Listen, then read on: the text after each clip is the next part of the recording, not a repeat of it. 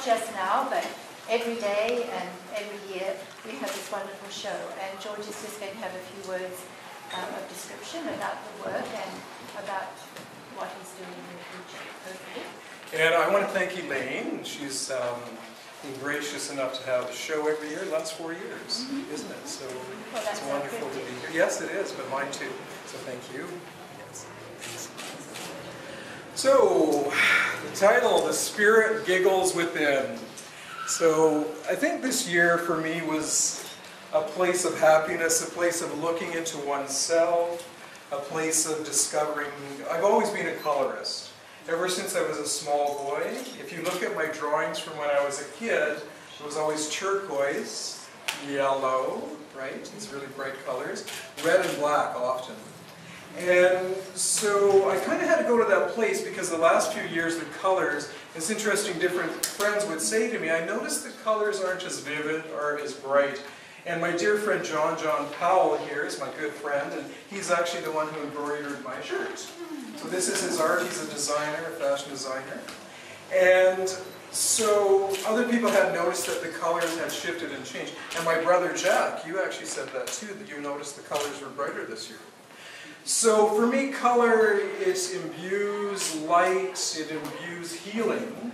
Color is a way of healing, a place of joy. I mean, even though I remember when McDonald's first opened up, they had very garish lime green seats. Do you remember that? And bright pink? No, we're not. Yeah. So anyway, the basis of that was to get you in to buy the burger and get you out as fast as you could because the color was so not working. So that's not the case here. Because the color for me is all about synchronicity, putting them together in a way that they sing, that it creates a story, because every painting that's produced is a story.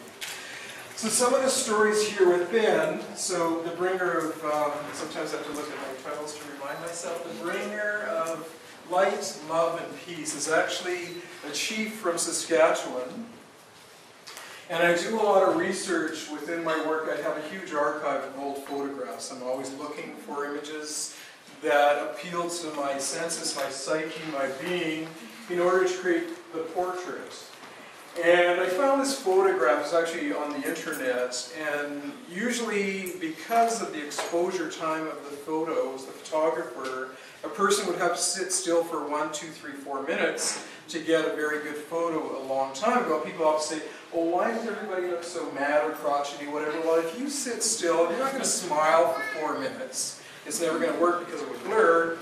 So there was this gorgeous photo, and I don't know, he had the top hat, and there were some feathers, a big plume, it almost looked like a feather duster. And then he had this fabric hanging down from the hat, and he actually had that smile. And for me, that was like actually the only 2 photos of First Nations people that I've ever seen, archival photographs where the actual smile was documented. So this was one of them, and I thought, wow, and he looked so great. And I wanted to, and his name means something like grandfather Barry.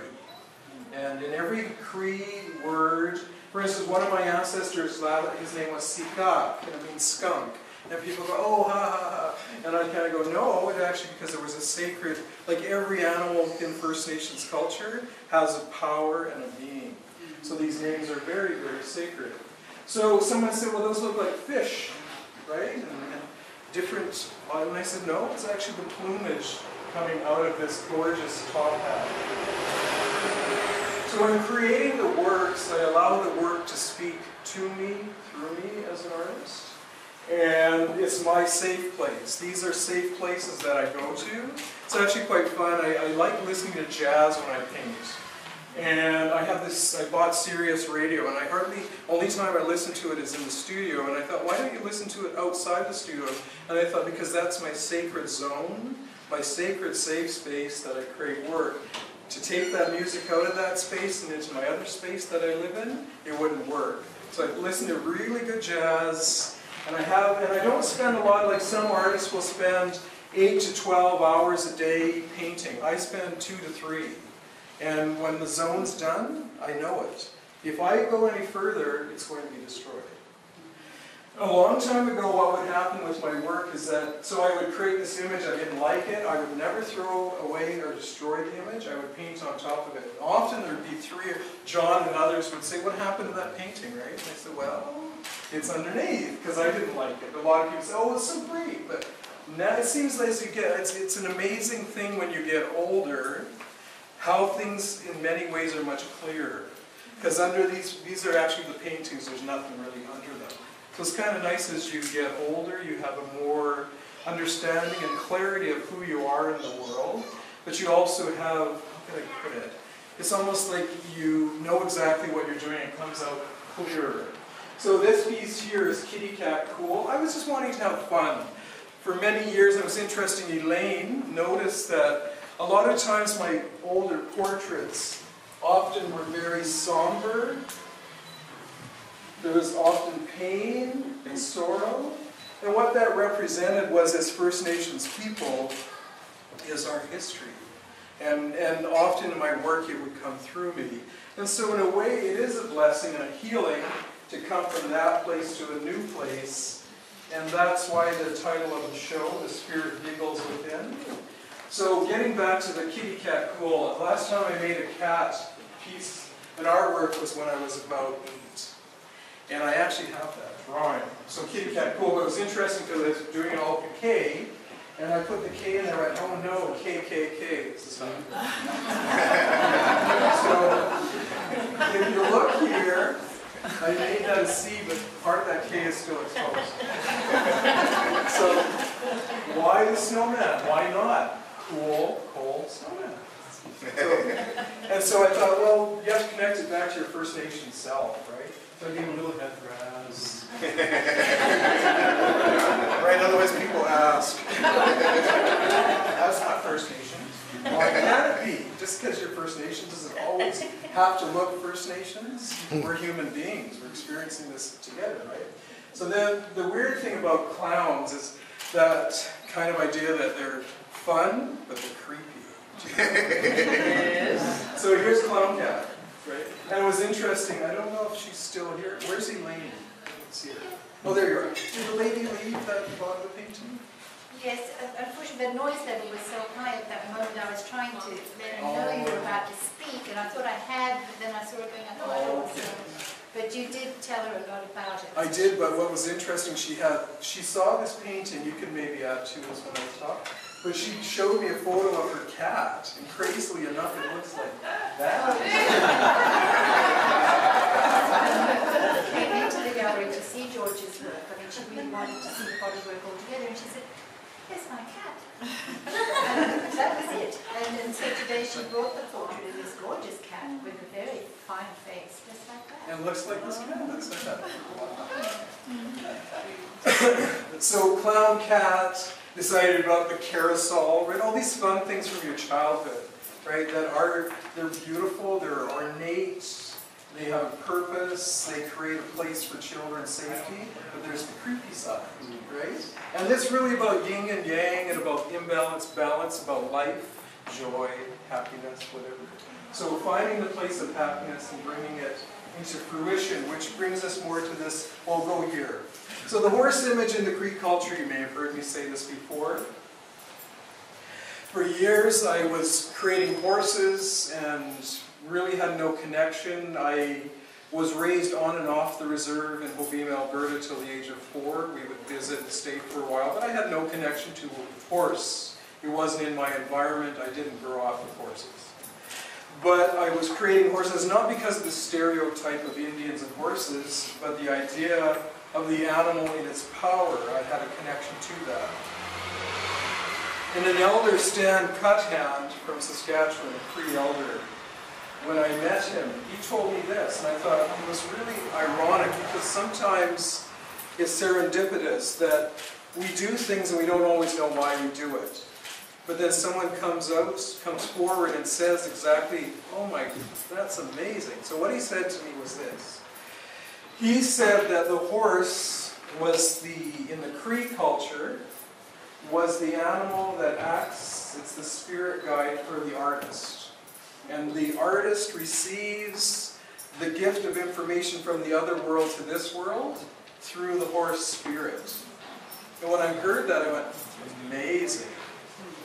So, in learning where I come from, I've heard other stories, and they say my great-grandfather, whose name I now carry, Nanikawasis, that's my First Nations name now, which was my great-grandfather's. And he was a lover of horses, and he had many horses. So horses, I come from a horse culture. And so this is why you will see often within my work, horses. And just like the color is anew in my work again, it's the idea that some cousins will say, George, I haven't seen your horse in your work for a while. And they're telling me something about, because this is my spirit. And so, I mean, in First Nations cultures here on the coast is very different, right? Connections to other spirit beings, other animals, but that is the culture. So this is my great-nephew, Tay. He's this character. Little guy. And whenever I meet him when I go visit Alberta, he's sort of, you know how some kids are great and warm and wonderful and they want to get to see you and hug you and they don't care who you are? Well, not that guy. He's kind of cold and whatever, but the last couple of times, I don't know if he remembers me, but he'll come and sit on my knee, and I said, wow, and he had these great pajamas with all these little planets on them and stuff, and I thought, that's a great, so I took this photo. And that's for that portrait. So the girl, so that's Superboy. And then the portrait in the window, if you have a chance to look at, it doesn't say Hawk Girl, it says Hope. Because the E's are really small, so it's Hawk Girl and it's Hope. So anyway, that's my niece Natasha, and she's very artistic. I actually have my niece Amy there, and it's really cool. Want to stand up? There you go, I know you're shy. And she's actually a young artist, so it's really cool to see someone else in my family doing painting and creating art. So the other horse image there, if you look there, you'll see it says transform. And so the idea of transformation, which you see also in this piece here, from the human to the animal spirit, is also one of my passions within my art. It's like one of my muses that reoccurs from time to time that I work with. And then I did the Mi'kmaq series of these gorgeous portraits of what people would call the Micmac First Nation from Eastern Canada, but the real name is Mi'kmaq. And so you see the 4 smaller portraits. And I think that's it. Elaine, did you want me to say any more? Well, I think that was wonderful, and I'm very happy that you were able to tell us that, because it does really create so much more from the paintings that even one can see. So thank you very much. Thanks, Elaine. And just, I had hoped the publisher, Heritage House Publishing, I had asked the publisher to be here, but she's not, so I have to do this alone. But I've been approached they want to create a coffee table art book about my art. So September 2012, the book will be done. So there will be 100, 200 paintings in the book. So, and I've done a lot more than that, so it's hard to pick and choose. So we have a big task ahead of us in the next year and a half, the pieces that will be in that book. If anyone has any questions, I think this would be a good time to ask them.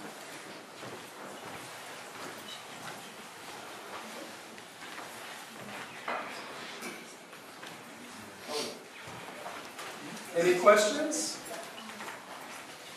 I guess you did a really good job. Yeah. So I'd also like to thank the other staff, Trota. Where's Trota? There she is. She's our lady. And Carmen. There's Carmen in the back. And Emma. Is she here? There she is. So I want to thank these people for creating this event and a beautiful opening and wonderful friends and people around and others today. So thank you very much.